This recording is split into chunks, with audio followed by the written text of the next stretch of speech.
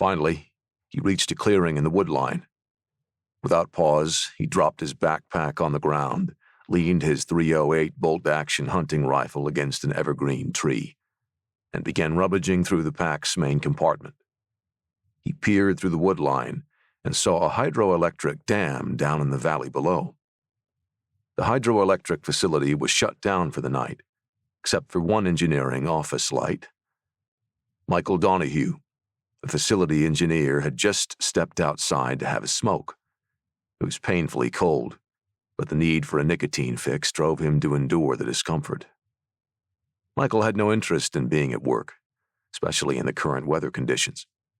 But the weather was precisely the driving factor in the newly instated 24-hour watch policy. The Edenville Dam was the largest source of electricity for the northwestern United States. The power lines connected to the turbines ran in every direction for hundreds of miles. Because of its importance, state officials mandated that a certified engineer be present to execute technical troubleshooting immediately should an issue arise. Loss of power was not an option that winter. Back up near the woodline, Eli leaned against the trunk of a towering evergreen, situating himself in the snow with his equipment. As he settled, a first-person view, or FPV drone, levitated out of the opened pack beside him. The small four-propeller FPV quadcopter, colloquially known as a quad, hovered in place while it performed system calibrations and function checks. To the novice eye, the device resembled a child's toy or a hobbyist's project. To Eli, it was an essential tool. In concert with the quad's subtle yaw, pitch, and roll maneuvers, a precise symphony unfolded within the aircraft's flight controller, driven by inputs from the onboard inertial measurement unit, electro-optical sensor, GPS, LiDAR module, and barometric altimeter. A torrent of data poured into the controller like rush-hour traffic at Grand Central Station, triggering micro-voltage shifts in the speed controllers and fine-tuning the RPMs of the four propellers. The internal microcontroller unit cycled through thousands of processing loops per second to keep the toy locked in space and geolocation. Eli viewed the quad's telemetry data through a head-mounted goggle display while making adjustments via a handheld, video game-like ground control station. His perspective became transcendent as the unmanned aircraft launched into the twilight sky. The ascension was breathtaking, a poetically out-of-body experience for such a mortally defiling device. Down below, Michael was miserable, standing outside the office door, his smartphone locked up from the cold. Now, without scrolling entertainment, he was left to balance the pleasure of the nicotine fix against the pain of a sub-zero wind chill cutting into every body part not buried under 3 layers of winter clothing. As Michael labored through his last few drags from his cigarette, the quad from up the mountain maneuvered closer. Still undetected, its onboard camera processed Michael's human form and sent the findings to Eli's display.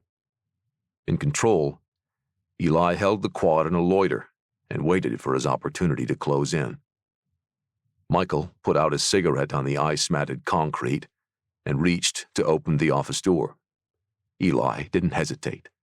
He transmitted pitch and throttle commands from the radio link of his GCS, sending the quad into a rapid descent.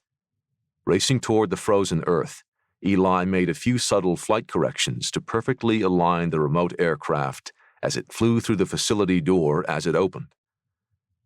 Michael straightened up and spun around, searching for the origin of the odd sound.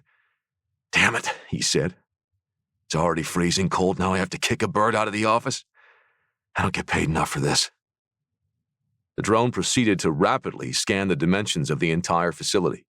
Every nook and cranny was being calculated by its digital sensors.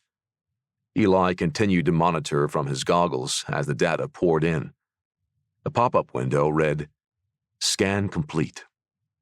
Having grabbed a broom, Michael tracked the odd sound through the dam facility hallways. He awkwardly closed in on the trespassing suspect with a moderate sense of precaution. "Come here, Bird," he muttered as he closed in on the hum of the quad motors. Michael's mild concern immediately escalated to fear and confusion when he noticed a dull red hue down the hallway. Quickly advancing forward, he turned the corner to find himself standing right in front of the quad. It was hovering in front of the facility's server room closet. Michael knew exactly what was on the other side of the locked door and realized that something very malicious was happening. His throat went dry, and his hands started to shake. His fear converted to immobilizing panic. The quad rotated counterclockwise 90 degrees in a deliberate pan. Michael and the levitating robot were now staring eye to eye. Eli could see Michael's pupils constricting through his goggle display as a dull red LED glowed over Michael's face. He was frozen in apprehension. "What the?" Before Michael could finish his sentence, Eli flipped the toggle switch on his GCS with his exposed and blistered right pointer finger. The command initiated a violent blast on board the quad hovering 4 feet in front of Michael. The explosion erupted within the engineering facility, sending debris out of every window. The concussion from the blast tore through the facility hallways. Milliseconds later, the thunder following the blast filled the deathly silent valley, echoing for miles. Eli observed the damage from the safety of the mountain ridge. Satisfied with what he saw, he threw his goggles, along with the GCS, into his pack and started hiking back up the mountain. The next morning, on the other side of the state, Jonathan Roy had already been driving for an hour. He rode in his cherished 1986 Chevy Silverado. The engine had been rebuilt twice. The seats had duct tape holding them together, and the third paint job was on its last legs. Somehow the cigarette lighter still worked, and the inserted 12-volt adapter was having no issues powering his brand-new smartphone mounted on the dashboard. Messages were flowing in like a ticker feed. They all seemed important, but he was ignoring all of them. Dan Ellens, John's best friend of 20-plus years, messaged, "Don't watch the news." His executive assistant, Samantha Williams, desperately beaconed, "Sir, please call when you can. The media is nonstop." And his wife was also losing her patience. "John, call me when you get to the armory." The radio sounded like it was broadcasting through a tin can, and to add to the discomfort, the news wasn't good. Emerald 7 anchor Greg Baldwell was winding up for the main story of the morning broadcast. And up next is the latest with the troubling story on the prestigious Hillmont Technical Institute. Derek Roy, the son of the university's president Jonathan Roy, has been arrested for alleged cybercrimes. Now over to Emerald 7's Natalie Jensen for more. Thanks, Greg. The case will likely be complicated and a massive blow to Hillmont Tech and the Roy family. The district attorney's office has not made public the details of the case. However, they did say the school's research databases were impacted, and a full campus investigation is underway. John reached over and changed the station. 1950s blues started playing over the radio. John's mind drifted into the labyrinth of his past. Training with his best friends, barbecues, family members, combat, and the aftermath that ensued minutes, days, and even years later. Somehow, the good moments and the really horrible moments fused together in a delicate balance. He was in his own world out on the road, leaving the city and heading toward a tiny foothill town. The jarring tone of an inbound phone call pulled him out of the trance. His caller ID read, "Jimmy Thompson, State Police." John paused for a moment, then decided to answer the call. "Jimmy, it's really early." "John, you've been up since 4:30. Who are you kidding?" "Fair. What can I do for you?" "There's been an incident at the dam out in Edenville. 1 fatality," Jimmy stuttered. "There was an explosion right outside the facility server room. The dam's backup systems are completely offline. Something's not right on this one, John.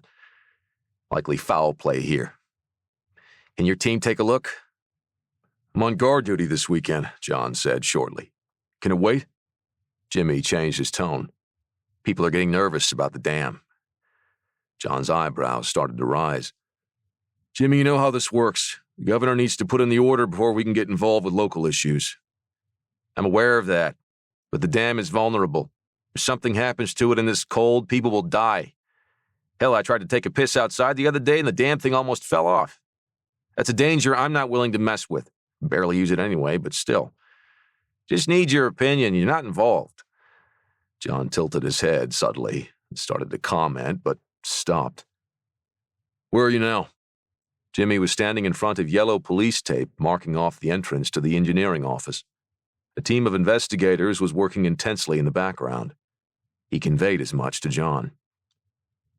We'll take a look. Send over what you got. Jimmy was relieved, but not overjoyed. Thanks, John. Stay safe out there. Always good to hear from you, Jimmy. Get inside before you lose something you don't need. Bye, John. The landscape on the drive was breathtaking, with mountains, snow-filled fields, and vast farmland, but it was nothing new to John. He had been out this way countless times before, and was far more distracted by other things. Many things, actually. As the sun started to rise from behind the distant mountains, John pulled into a lonely parking lot in front of a simple-looking building. It resembled a small-town elementary school. He calmly stepped out of the old truck. There was a haunting ensemble of cold winds wisping through the air, and the clang of a metal clip attached to a loosely secured rope striking the side of a 40-foot-tall pole. The ominous bell tone provided the audible setting for the view of the American flag, whipping with the tormenting howl of the dimly lit morning sky. John found himself approximately 15 feet from the entrance of the tired building. He had yet another familiar rendezvous with an immortalized bronze sculpture and a plaque that lists never-to-be-forgotten names of people who were killed in action. A short and seemingly unexpected pause took over him. In those few seconds, several lifetimes' worth of life raced through his mind, most of which couldn't be fully comprehended. Not even John's own conscious mind could translate it all. But it was as real as if it was happening all over again at light speed. He wasn't planning to stop, but the gravity of those unforgotten names, along with the weight John was carrying that morning, demanded salutation. Then, without a sound or even the most subtle gesture, John moved past the statue, approached the front door, swiped his access badge, and entered the building. His weekend had just begun.